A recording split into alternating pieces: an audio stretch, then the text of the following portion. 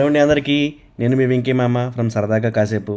సంక్రాంతి పండుగ రాబోతుంది. ఈ పండుగ సందర్భంగా నేను మీతో ఒక చిన్న విషయాన్ని పంచుకోవాలనుకుంటున్నాను. మనందరికీ తెలిసినట్టుగా సంక్రాంతి అనేది ఒక పండగ కాదండి, మన సంస్కృతి సాంప్రదాయాలకు ప్రతీక.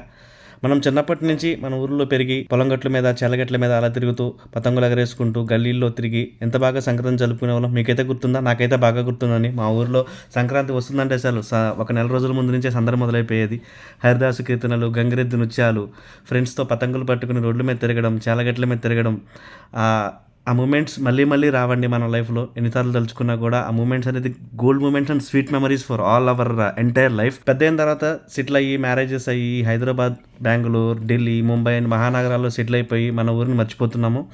సో నా చిన్న ఉద్దేశం ఏంటంటే, సంక్రాంతి అనేది మనకి పెద్ద సంప్రదాయ పండగ. సో మనం ఎంత బిజీగా ఉన్నా సరే ఈ 3 రోజులు మన టైం చూసుకుని అలా సరదాగా మన ఊరు వెళ్ళి మన ఫ్రెండ్స్, మన చుట్టాలు, అమ్మ, నాన్న, తమ్ముడు, అన్నయ్య, వదిన, తాతయ్య, నాయనమ్మ, అమ్మమ్మ ఇలా మన బంధువులందరినీ ఒకసారి కలిసి మన చిన్నప్పటి రోజులు గుర్తు చేసుకుంటే చాలా బాగుంటుంది. ఆ రోజులన్నీ మనం ఎప్పటికీ తిరిగి తీసుకురాలేని రోజులండి అవన్నీ. నాకైతే మా ఊరు వెళ్ళటం అంటే చాలా ఇష్టం అండి. ఊరు అంటే అదొక ఎమోషన్.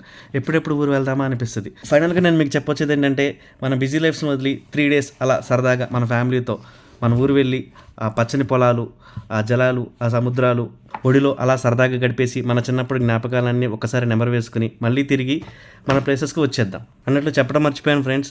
మీరు ఊరు వెళ్ళిన అనుభవాలను, అక్కడ జరిగే మధురమైన క్షణాలను నాతో పంచుకోవాలనిపిస్తే కామెంట్స్లో తప్పకుండా షేర్ చేసుకోండి. మీ అనుభవాలను తెలుసుకోవడం అంటే నాకు చాలా ఇష్టం. సో అలాగే మన ఛానల్ని సబ్స్క్రైబ్ చేసుకోవడం మాత్రం మర్చిపోకండి. ఈ వీడియో నచ్చితే like and share, subscribe. Thank you.